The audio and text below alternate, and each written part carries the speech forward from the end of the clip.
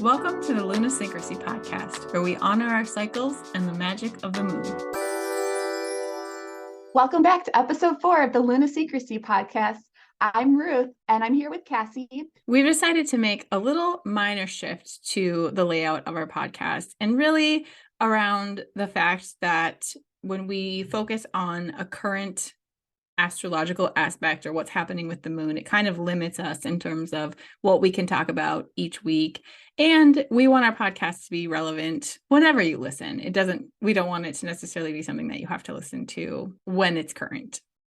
Yeah, and I think another piece of this too is that some of the feedback we've gotten is that people really like the beginning part. And then when we talk about the moon, it can get a little confusing. Like, what does this mean and why is it happening? And like maybe once we talk about it a little bit more and really talk about the basics of astrology and the moon and all of that, it'll make a little bit more sense.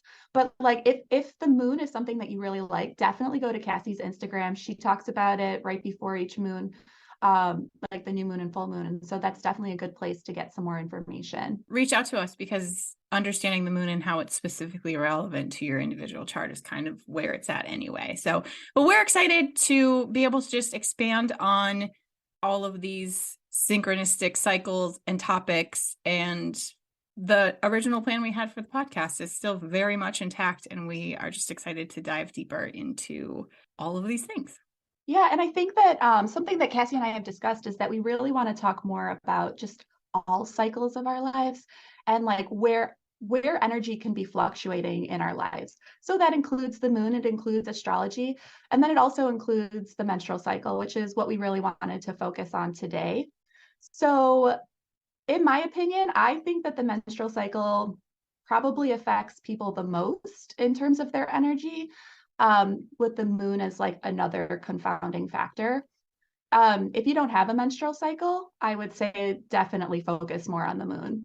And the word menstruation actually means moon change. So both are relevant. You can pay attention to both. That's amazing. But we all have the moon, every one of us. And so if you are on birth control, that you actually really can't use your cycle.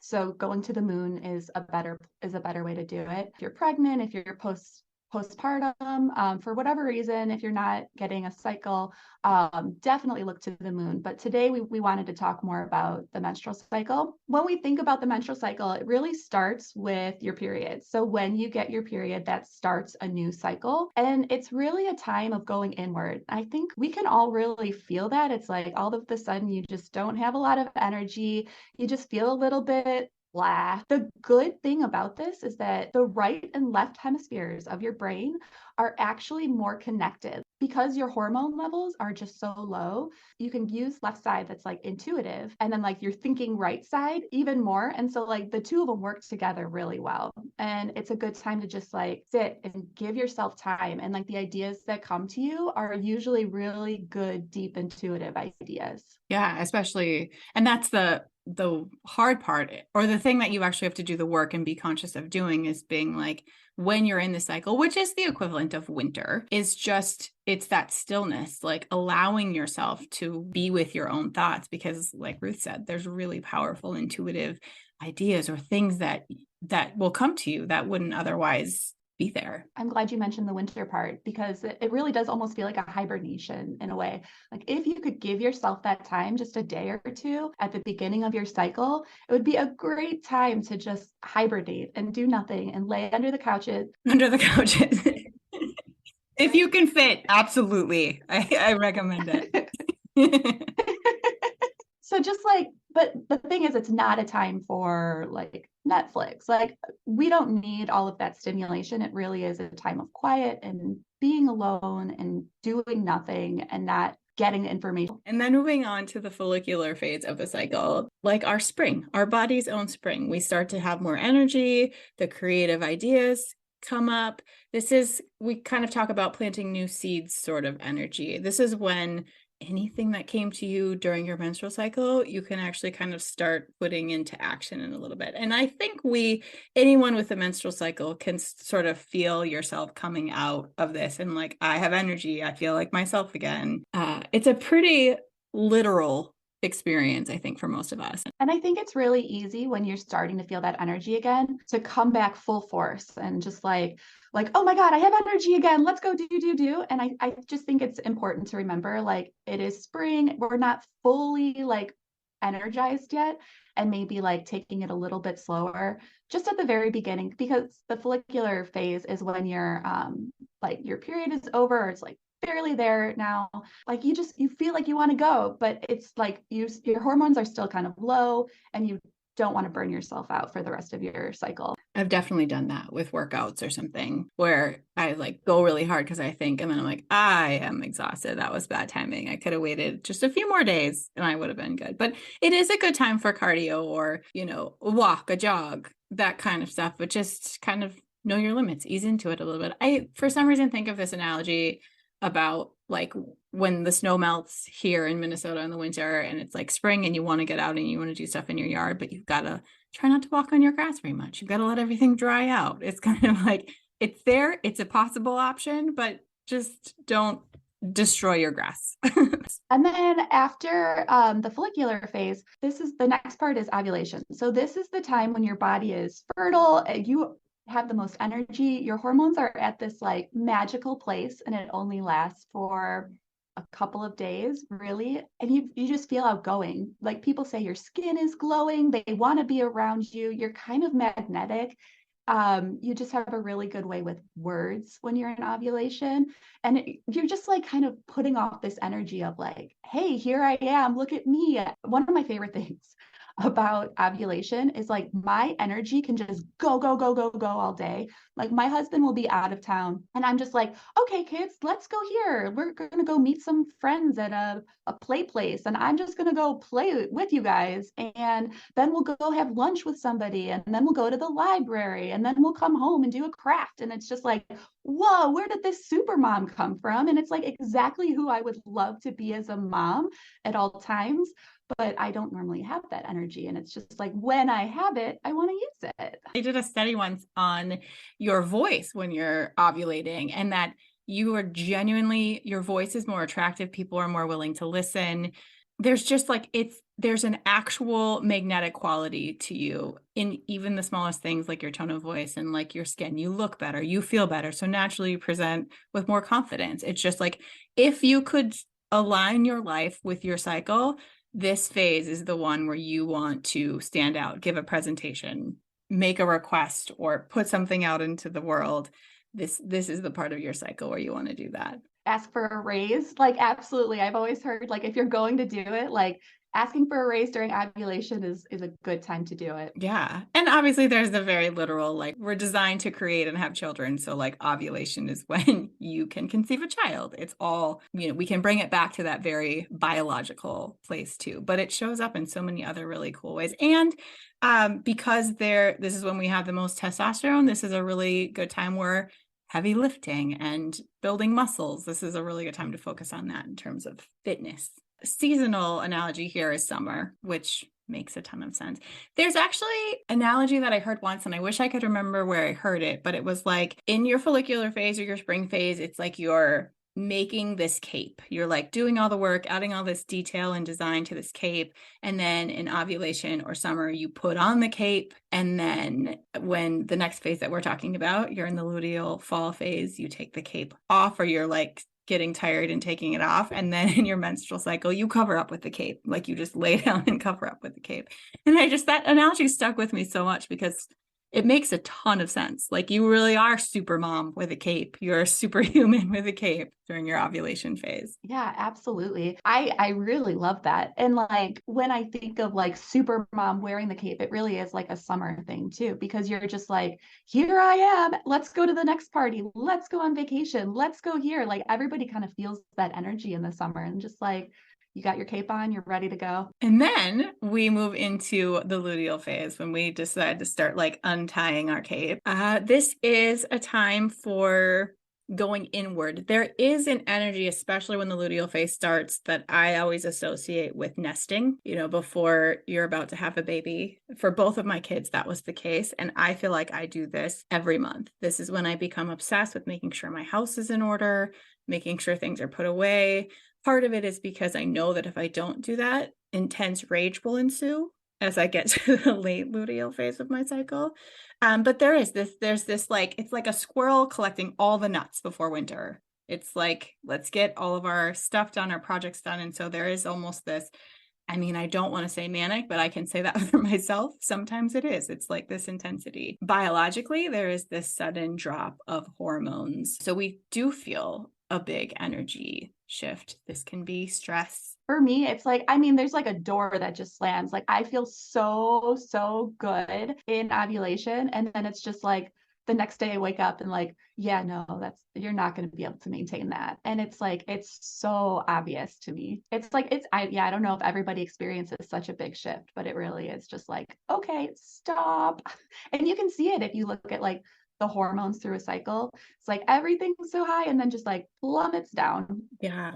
This is when a lot of people experience PMS. This is when things can be emotionally intense. There can be feelings of depression. As someone who was diagnosed with PMDD or premenstrual dysphoric disorder quite a few years ago, this is just a time where things can get really rough. And I see this now, kind of looking back, having worked through that journey, as being a lot of my difficulty with it was around me sort of trying to push through or trying to hold myself up to some unrealistic expectations or societal expectations that I needed to perform or be on top of my game all the time. And were you thinking you needed to be in ovulation for like the whole time and just like, just keep being super mom, keep doing all the things, and your body's like, no, stop. right. And since it's such a big shift to go from like, I am on top of the world to like, I am supposed to slow down every month. That's how it is. So that was one of the biggest eye openings for me. It's just like, when you give yourself the grace to be like, biologically, I am designed to slow down.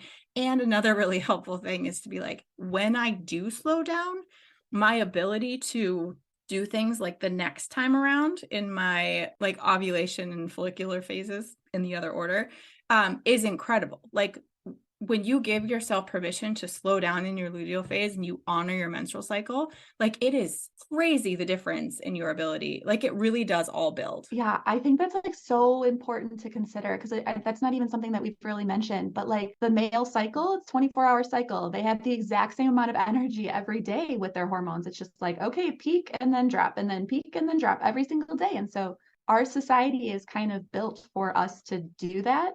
And it just doesn't really work for women. And we're so much better off getting all the things done when we have that energy and then just taking it slower, doing less, like giving ourselves more rest later. And then you just have so much more energy in the first half of your cycle. And the amount you can accomplish in 2 weeks when it's aligned with your body versus trying to accomplish it all over the span of a month is incredible. But I think that's the biggest thing that I tell people who are struggling with PMS or PMDD is just like, give yourself the grace and let yourself be aligned with what your body's doing, and it will change the game. If you're feeling sad and depressed, don't do anything else. Like be with your feelings and let go of any expectations or any to-do list items is huge. I mean, I have a long list of other things that have been helpful with the MTD, including the foods you eat and exercise and acupuncture and therapy and all of these things. I always think that your luteal phase just kind of shines a light on the things that you should be working through anyway. And I think that was a big part for me too, is, you know, the Enneagram 7, glass half full, always looking forward to the thing to look forward to and not really slowing down to feel my feelings or to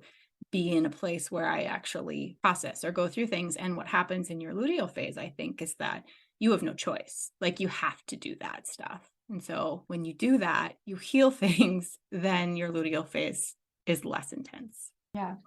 And so one thing I don't think we mentioned is that the luteal phase is actually the longest phase too. So it's about 2 weeks long. I think for most people, like that first week is like you can still do stuff. It's not as much energy as you would have in ovulation. And that's probably why it's so much easier to burn ourselves out, because you kind of feel like you can keep going. And then in the second half of like the second week, that's really when we start experiencing the PMS, like any of the symptoms. And so it's like that's also just a good lead in into the next part of the cycle, which is when you get your period. And so it's just like almost like a downward slope of just like, okay, low, low, low. And now our hormones are completely low. We have our period, like let's relax and start over. And like I like to think the last few days before I get my period, like the first couple of days before, like if I can just give myself time and like really relax in those times, it really helps. Yeah, and I think that's a really good point too about the length of the luteal phase. I've learned that when I start getting kind of that squirrel nesting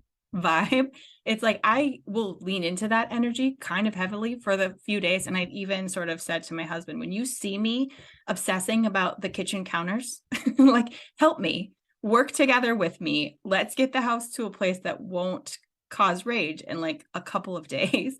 You can sort of use that the first part of your luteal phase to be super productive in your own way. And it also, I use it as a reminder to lean into my spiritual meditation, that whole element conversation we had last week, where I'm like, okay, I can feel this coming. Let's make sure I'm drinking water. Let's make sure I'm meditating every day. Let's make sure it kind of is like, when you feel it, it's a good way to kind of gauge to say, let's get back to my self-care routines and my rituals it is like a squirrel nut thing. Like, do you have all your nuts? Do you have enough nuts to make it through the next week and a half? But then it's also like that's an emotional time too, right? Like we just feel everything so much. And I really like to use that time like when I get so overly emotional and like something that wouldn't normally bother me is bothering me. It's like this is the time to feel our feelings, like feel it fully so that we can release it and not have to think about it in the next cycle or just journal about it. Like, where is this coming from? Why is this bothering me so much?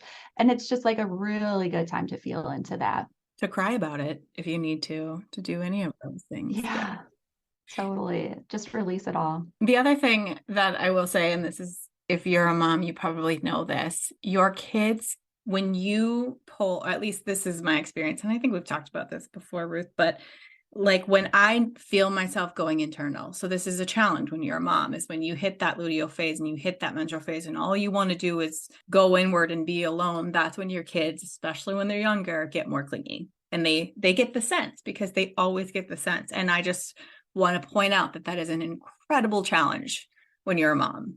Yes, absolutely. And like they really do because I just like find myself pulling away like, okay, you guys are busy. I'm gonna go upstairs and just kind of like be by myself. And that's when they're the ones who are just like following, mommy, where are you? It's like, please, I just need a minute, right? But yeah, they can sense it 100%. Yeah, this is the time to schedule play date with grandparents or other kids, or, have your partner take them somewhere for a while if you can be intentional about that, because they have a sense if they're anywhere in the vicinity of you that you are going inward and they're like, but wait, you can't go inward. That's when I need you most. It's like some sense that they get. But that was a huge, huge challenge for me, especially when my kids were little. Now they're a little bit older and I think they still get the sense. It's like, that's when they get upset if I don't come down for breakfast. Like, I'm just up here doing my stuff. But they just know another 2 weeks from now, they won't care. It seems to work out like that. Yeah. And like something I also want to point out about the luteal phase, like in that second half of our cycle, is our body is actually physically stressed out. Like our heart rate is higher. Like you might notice like yourself getting out of breath a little bit for kind of seemingly no reason. If you wear any wearables, so like an Apple Watch, an Aura Ring, a Fitbit, anything like that, if you look at your heart rate variability, the HRV number, or even your heart rate, you'll notice that your body is just a little bit more stressed. And like for me, like my Aura Ring will tell me for like 2 weeks, like, you need to rest. You need to rest. I'm like, no, I really don't actually. I'm just in the second half of my cycle. And so it's like, it's just kind of funny that like it can see the difference and it's like, oh, you must be sick, but I'm not sick. But I do end up because I can see that there is a big difference in the first and second half of my cycle, I try to change some things up. So like I drink all the coffee I want in the first half of my cycle. And so that would be like the menstrual phase through ovulation. Like my body can handle it. It doesn't really affect me. And then in the luteal phase, I try to stick to like mushroom coffees or decaf coffees, or just 1 cup if I really need it. But like it's not a morning habit in the second half of my cycle. In terms of my workouts, I also try to tend to go hard in the first half and a little bit easier in the second half, because it's actually harder to work out in the second half of our cycle. So things like Pilates and yoga and stuff like that, it just feels better. Walks, yes, absolutely. Another thing is, I don't know how common this is, but for like my entire life, I would get like cramps in my legs at night. And I am not a doctor, talk to your doctor before starting anything, but like I started taking a magnesium supplement and it's been life-changing for me, like in terms of my energy. I don't get woken up with these leg cramps anymore. And I've heard that in the second half of our cycle, our body needs more magnesium. And so I also like add a little bit more magnesium to my life. If I start getting a leg cramp, take more magnesium. Another thing, also don't know how common this is, but in ovulation, I have usually one sleepless night. Like I am unable to sleep all night long. Like maybe I'll fall asleep at 3 or 4 and wake up at 6. And I've started to use that energy to my advantage. Like I know it's coming. And I know I'm actually still going to feel good the next day because I've been ovulation. And like for so long, I'd be like, why can't I sleep? Why can't I sleep? Why can't I sleep? But it's just like all of this energy and just like, so now use it. It's such a good testament too to tracking your cycle. And you've been tracking your cycle for a long time. And so you've been able to find these patterns and it's like, it gives you a permission slip to be like, this is what my body's doing right now. And you can use it and plan your life accordingly. It's pretty incredible. It is. Like knowing that it's coming is so much easier than just questioning why this is happening. And once you see those patterns, it's just like, oh, I'm going to use this to my advantage. And you actually have a program for people where you can help them track their cycle and things like their HRV rate, which I always forget what HRV stands for. What does it stand for? That's the heart rate variability. Yeah. Yeah. If this is something that's interesting to you, absolutely reach out to me. My website is Flow Into Health, and that's FLO. So using the cycle. So it really is tracking our cycles and these patterns around it. Through this work and through like with my clients and everything, I've also noticed that we're in eclipse season right now, and we talked about the eclipse last time. And what's really weird is that I've seen that the eclipse can really change our cycle. So if you're noticing longer or shorter cycles, or even like a more painful period, more painful ovulation, like it's so strange how often this is happening right now. I need to like look into it more and understand it. And like, why is this happening? It doesn't really make much sense to me, but I'm seeing it with so many women that it's like, I figure I want to say it so that if you're noticing it right now and things are just kind of out of whack, you're totally on track. Like this is normal right now. Mm-hmm. Yeah. And eclipse season started this year, April 19th, 20th-ish, and it's going for a while until this summer that will be an eclipse season. All back to the power of the moon again. When we're made up of mostly water and the moon controls the tides, Luna Syncrasy. So our hope is that this breakdown of the menstrual cycle and how it plays out in our lives is helpful to you. And I mean, if our podcast closing were a menstrual cycle, we would be in what phase right now, and how would we close a podcast? See, the beginning of our podcast is the follicular phase, right? And then we really hit our stride. That would be our ovulation. And then we start to get to this point where we slow down before we have to hit stop record. How do we gather our nuts and close it out? Hey, thanks for listening to the Luna Syncrasy podcast.